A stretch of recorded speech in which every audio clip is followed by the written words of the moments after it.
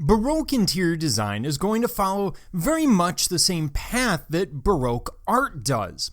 So the Baroque is basically an artistic period that starts around 1600, and throughout Europe it continues through about 1750. And this is a movement that's going to speak to royalty. They like the pomp and pageantry that we get in the Baroque, and it's also going to speak to Catholicism.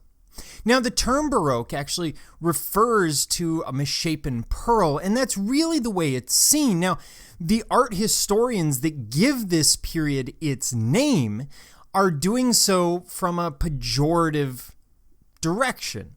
Basically, what they're saying is this is not as good as the Renaissance, and we see that a lot in the names of different artistic movements. Now, in terms of interior design, it's a little different. We don't tend to look at interior design in terms of art history, at least not reflecting all of the same ideas, but we are following that general path. A lot of the periods of art history, of course, overlap with the periods that we've looked at in interior design. And we're going to see some changes with art, with design, with everything else. First of all, they're going to look at things as a unified whole. So instead of looking at, well, this part of the ceiling will reflect this idea, like we saw with Mantegna's ceiling of the Camera Picta, we're going to see something much more ornate, something that's much more unified. So instead of pieces brought together, it's all one unified whole, and that's really their design idea. For the Italians, that means, for example, the facade of a building will be as sculptural and reflect the same ideas as the interior of the building.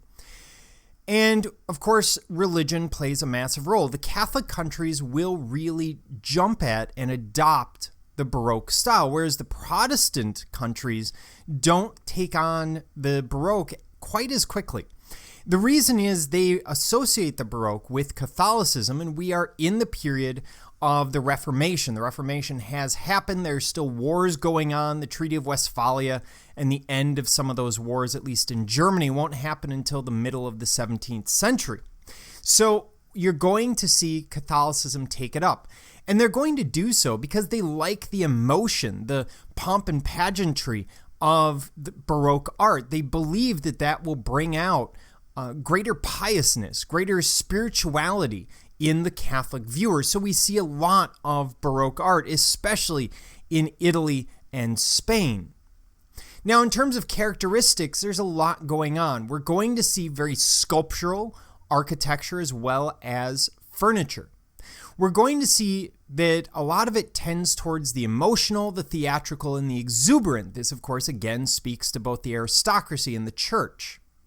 We're going to see extravagant settings and ornamentation, a dramatic use of color, always bringing drama into everything that they're creating, and also dramatic contrast between light and dark as well as light and shadow. We're going to see that not only in painting, which we aren't really covering in interior design, but we're going to see that in furniture, especially in the relief carving that we're going to see being used. A lot of it becomes higher, richer, deeper, bringing out a more sculptural sense. Now, I should point out for history of interior design, as we move forward from the Baroque onward, I'm going to be focusing more and more on furniture and less on art and architecture.